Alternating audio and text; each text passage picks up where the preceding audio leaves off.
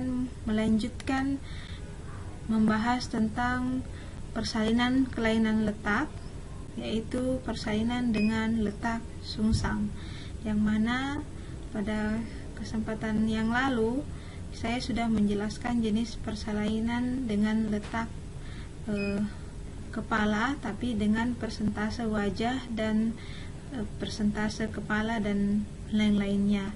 Nah, untuk kesempatan ini, dari judul yang saya sudah perlihatkan ke adik-adik, mungkin sudah tergambar bahwa kita pada kesempatan ini akan belajar tentang materi apa. Nah, dari kalimatnya adik-adik sudah bisa memprediksi bahwa kita akan belajar tentang persalinan dengan letak sungsang atau bokong. Nah, selanjutnya, sebelum kita melangkah lebih jauh, saya akan menjelaskan apa sih itu yang dikatakan sebagai kehamilan dengan letak sungsang atau persalinan dengan letak sungsang. Nah, untuk memudahkan adik-adik, ada tiga bagian yang bisa memudahkan adik-adik untuk mempelajarinya atau memudahkan untuk mengingatnya materi ini. Utamanya pengertian jika Anda atau adik mendengarkan orang luar berkata, dia hamil terbalik atau kakinya malah di bawah, maka adik-adik bisa mendefinisikan dan cepat memahami bahwa berarti kehamilannya itu dia situsnya memanjang, sama dengan ibu hamil atau ibu melahirkan biasa. Namun yang berbeda ada dua.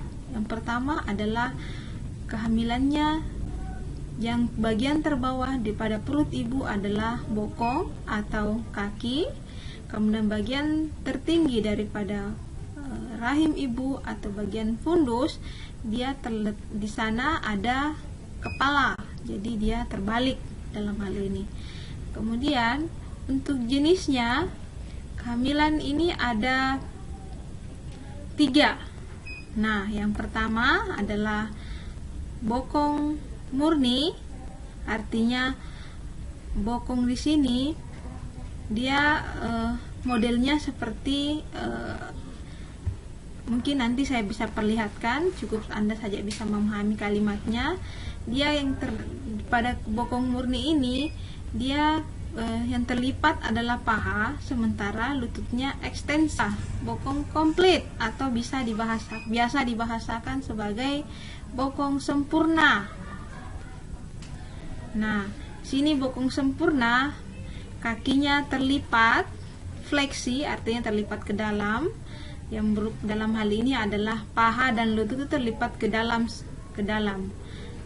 Nah, yang membedakan dengan bokong murni, kalau bokong murni ketika melakukan pemeriksaan dalam, dia tidak terlihat atau hanya teraba bagian bokong saja. Nah, kalau komplit sempurna, dia terlipat, dan ini tidak untuk pemeriksaan dalam masih agak perlu keterampilan yang lebih lagi untuk mengetahuinya. Nah, untuk bokong kaki, nah ini bisa terdeteksi ketika kita melakukan pemeriksaan dalam, yang mana pada saat pemeriksaan dalam itu akan teraba yang pertama adanya 1 atau 2 kaki bagian terbawah, kemudian adanya lipat paha pada posisi seperti bokong kaki ini, dia pahanya ekstensi. Jadi mungkin dari sini adik-adik sudah bisa membayangkan dari mana sih bokong murni ini, bokong komplit atau sempurna, atau bagaimana sih bokong kaki. Nah, jika ada yang masih bingung, saya akan mencoba memperlihatkan gambarnya. Nah, ini dia. Nah, dari penjelasan tadi mungkin sudah ada yang menebak bokong murni mungkin kayaknya yang kanan deh, atau bokong murni itu yang kiri atau yang tengah. Nah, mari sama-sama kita lihat Mana yang benar dari antara kalian semua? Nah, bokong komplit ternyata ada di posisi gambar paling kiri. Nah, dia bokong komplit itu bokong dengan kaki ke jari-jari kaki atau telapak kaki ada di depan. Dia seperti orang duduk bersila. Nah, kemudian untuk yang kedua dikatakan sebagai bokong kaki karena kakinya menjulang keluar. Jadi paha terlipat tapi kaki agak turun. Ya, untuk bokong murni, nah ini yang tadi dijelaskan bahwa paha fleksi ke dalam dan kaki ekstensi. Oke, bisa dipahami.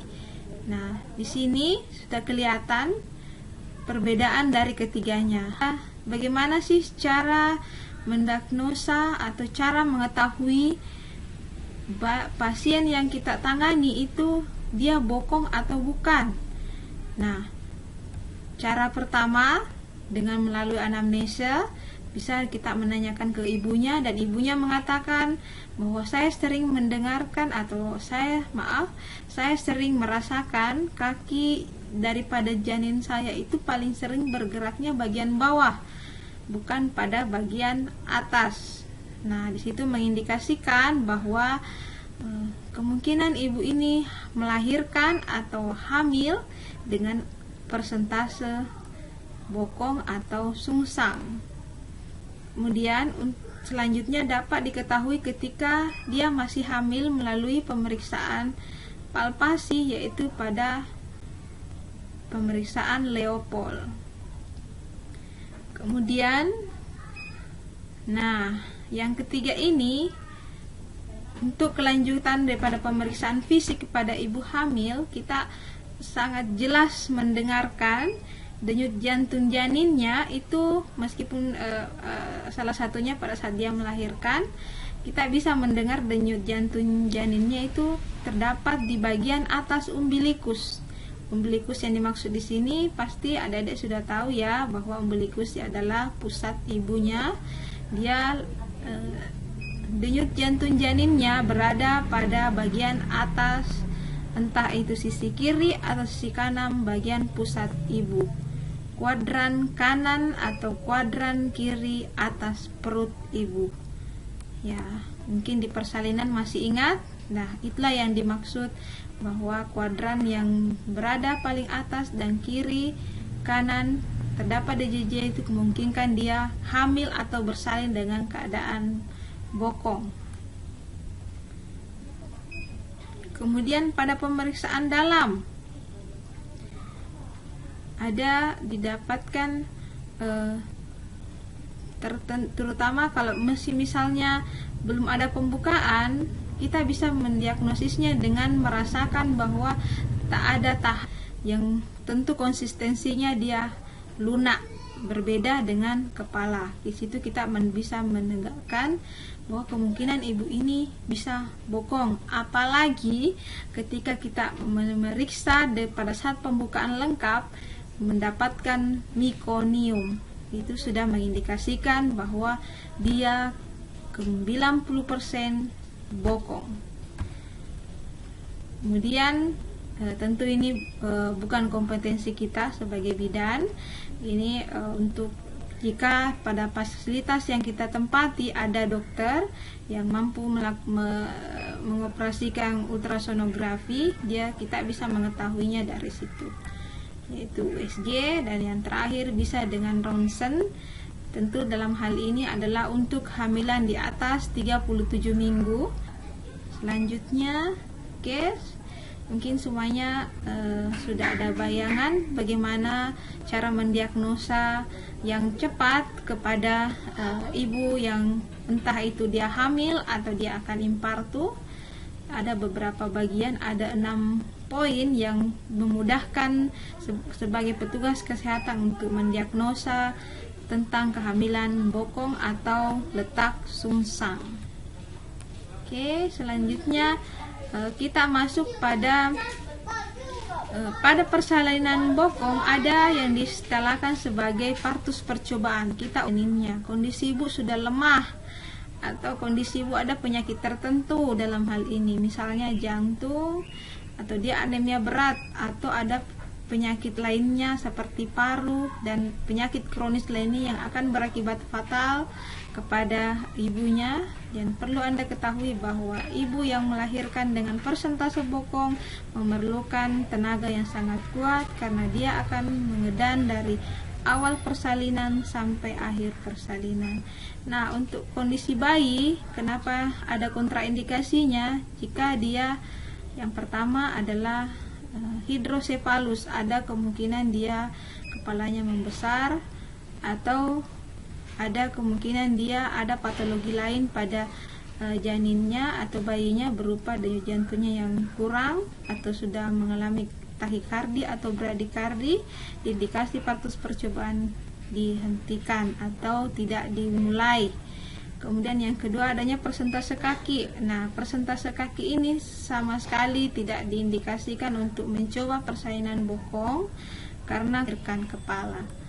Kemudian yang ketiga adanya hiperekstensi kepala. Nah, ini tentunya sangat tidak dianjurkan kepada ibu yang akan melahirkan dengan persentase bokong karena tidak akan pernah lahir kepala jika kepala ekstensi pada saat persalinan bokong.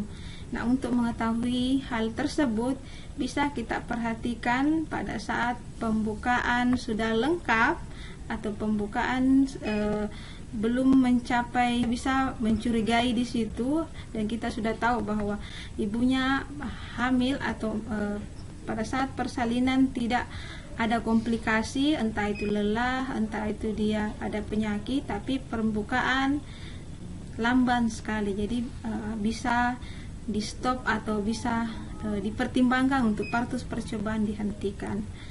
Kemudian ini sangat vital, tidak boleh, tentunya bukan cuma pada persalinan partus percobaan untuk kelainan letak sungsang, yaitu semua jenis persalinan biasa pun atau normal itu harus dilakukan informed consent. Jadi jika tidak ada informed consent, jangan sekali-kali melakukan partus percobaan karena persalinan letak sungsang komplikasinya sangat tinggi. Selanjutnya, tidak tersedianya tenaga yang berkompeten. Bagaimana cara melakukan persalinan letak bokong ini? Untuk penata laksanaannya tentunya untuk persalinan bokong yang pertama harus ada, selain yang pintar untuk melakukan persalinan letak sungsang, harus ada orang yang bisa melakukan resusitasi atau orang yang siap atau yang bisa melakukan resusitasi cepat kepada bayi yang akan lahir pada persalinan bokong. Nah, yang kedua persiapannya adalah kosongkan kandung kemih.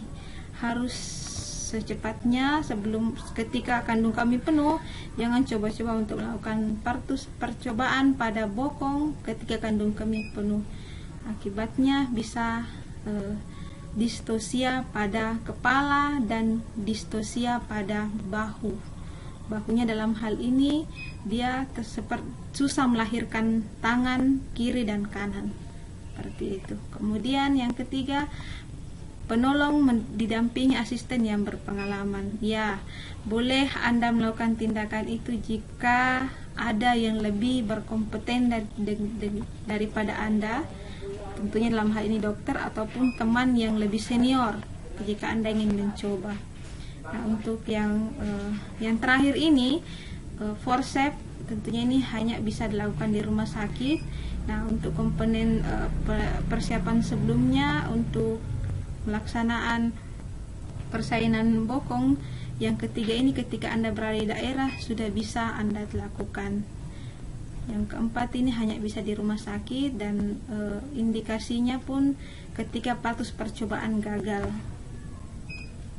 Persalinan dengan letak sungsang, yang pertama adalah setiap persalinan dengan letak sungsang yang ketika sebelum Anda melihat bokong bayi, jangan sekali-sekali diapa-apakan. Artinya dalam hal ini Anda sigap dan tunggu namanya. Sigap dalam artian selalu siap untuk menolong keadaan bokong. Kemudian menunggu dalam artian menunggu sampai lahirnya semua bagian terendah janin. Nah, untuk persalinan bokong tidak sama sekali dianjurkan untuk ditarik. Artinya tidak dianjurkan sama sekali penolong ataupun pembantu persalinan untuk menarik bagian terendah janin yang terlihat pada vulva ibu atau melakukan ekstraksi, karena sangat berakibat fatal. Oke, bisa Anda lihat di sini. Karena jika terlalu ditarik atau diekstraksi pada persalinan bokong, maka akan mengakibatkan ekstensi kepala janin atau bayi. Ekstensi dalam hal ini dia diakibatkan karena penarikan daripada penolong yang mengakibatkan dagu atau bagian terendah janin mengarah ke atas. Karena pada saat persalinan masih ada amnion. Kemudian yang kedua, akibat dari penarikan, dia akan mengakibatkan bagian terendah janin atau bagian terkecil lainnya akan menjungkit keluar. Terutama dalam hal ini adalah tangan.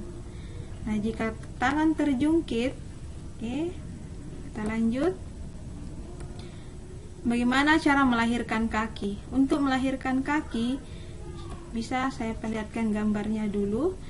Nah, tangan penolong yang sebelah kanan itu merotasi, artinya memutar. Bisa Anda lihat di gambar atau Adik lihat, memutar daripada paha ke arah lateral. Mengerti bahasa lateral? Mungkin saya sudah pernah berikan sebelumnya bahasa lateral itu apa. Jadi memutar ke arah bagian luar, bukan media ya, terbaliknya daripada media. Jadi dia bagian luar, jadi dia ditarik ke arah keluar. Mungkin bisa dibantu dengan tanda panah yang ada pada gambar. Dan fleksi pada lutut, artinya yang ditarik ke arah luar adalah paha dan lutut tetap dilipat ke dalam. Jadi dia ditarik, dibantu dicungkil keluar, tapi lututnya tetap dalam keadaan terlipat untuk memudahkan kita mengeluarkan paha. Karena kalau dia duluan paha, ya duluan kaki yang dikeluarkan, akan menyusahkan nanti untuk melahirkan kaki yang sebelahnya. Karena biasanya akan saling mengait kalau tidak dilipat dulu daripada kaki yang akan kita keluarkan yang ada pada bagian posterior ibu. Kemudian yang kedua adalah melahirkan maksud saya dalam hal ini adalah melahirkan kaki atas atau anterior daripada ibu dengan posisi sakrum tetap pada anterior. Artinya posisi daripada paha ibu, sakrum daripada ibunya tetap posisi semula, dengan paha bayi atau sakrum bayi diusahakan mengarah keluar, mengarah ke arah depan. Jadi bisa dilihat pada gambar, dia diputar ke arah sakrum ibunya, jadi dia searah dengan sakrum daripada ibunya. Oke, kalau namanya melahirkan bahu belakang dulu, apa namanya nanti pada pertemuan yang akan datang ya. Cukup saya mengantar Anda bagaimana memahami penata laksanaan persalinan dengan letak bokong atau sungsang. Nah, pada saat persalinan dengan letak sungsang, tentunya yang paling utama adalah ibu masih banyak kekuatannya, artinya dia masih kuat untuk mengedan atau meneran. Nah, yang selanjutnya sebagai penolong persalinan, kita membantu melahirkan lengan depan. Ini kalau dalam bahasa persalinan letak sungsang dikatakan prasat Muller, melahirkan bahu depan dulu. Nah, cara melahirkannya itu Anda mungkin masih bertanya apa itu Muller. Nanti saya jelaskan ketika kita berada di kelas. Ini hanya pengantar Anda untuk mengetahui bagaimana penata laksanaan persalinan letak sungsang. Nah, ketika kita sudah melihat sayap skapula, Ingat ya semua skapula yang mana, bedakan skapula dengan clavicula. Nah, ketika kita sudah melihat clavicula di vagina atau di vulva, maaf maksud saya vulva, kita memasukkan tangan mengikuti daripada, bisa dilihat di gambar, mengikuti humerus, kemudian mengait atau mengeluarkan daripada lengan ke arah bawah dengan cara mengusap di sini. Kemudian selanjutnya untuk melahirkan bahu belakang, mungkin bisa Anda lihat di foto sini atau di gambar, dengan cara melewatkan humerus di depan dada dan dilahirkan kemudian. Di sini maksudnya, baiklah, mungkin agak susah bahasanya, saya akan mengusahakan bahasa yang sederhana mungkin. Bayi dalam hal ini rotasi atau diputar ke arah lengan anterior. Tahu, ingat lagi anterior di mana? Anterior untuk posisi ibunya. Jadi lengan yang paling atas itu diputar, oke, itu tadi cara melahirkan lengan. Nah, ketika semuanya sudah lahir sampai di lengan, kita lanjut lagi ke melahirkan, ini melahirkan kepala. Untuk melahirkan kepala di sini ada satu teknik. Untuk yang pertama kita bisa melakukan dengan teknik spontan, dengan cara langsung membaliknya. Tapi jika ada kesulitan, dapat dilakukan dengan teknik atau prasat, yaitu teknik atau manuver prasat sama Mauricio namanya. Teknik Mauricio ini dimana bisa Anda lihat di gambar sini, tangan kiri daripada penolong berada di bawah badan bayi. Jadi dia seperti menunggang kuda, ya, dia seperti menunggang kuda. Dan kemudian jari tengah daripada tangan kiri penolong tadi itu masuk, Anda bisa lihat, masuk di mulut janin atau bayi yang baru lahir. Kemudian jari tengah, jari telunjuk dengan jari manis menekan posa. Tahu artinya posa? Masih ingat semua? Posa adalah lubang. Posa canina namanya. Dia pasnya berada, bisa saya perhatikan seperti ini. Anggaplah ini tangan kiri penolong, dia jari tengah masuk di mulut. Kemudian ini yang kedua menekan posa canina. Posa canina itu ada di tulang pipi bawah atau mohon maaf saya rahang atas kiri kanan. Dia seperti ini modelnya. Nah, bisa Anda lihat di sini gambarnya, dia diarahkan keluar secara terbalik. Ya, jika pada saat menolong ini agak susah, bisa kita dibantu sama teman atau asisten lainnya untuk membantu menekan suprasimfisis seperti ini. Oke, itu. Nah, sekian untuk slide saya. Easily and spontaneously, and the decision is taken to continue with the vaginal delivery.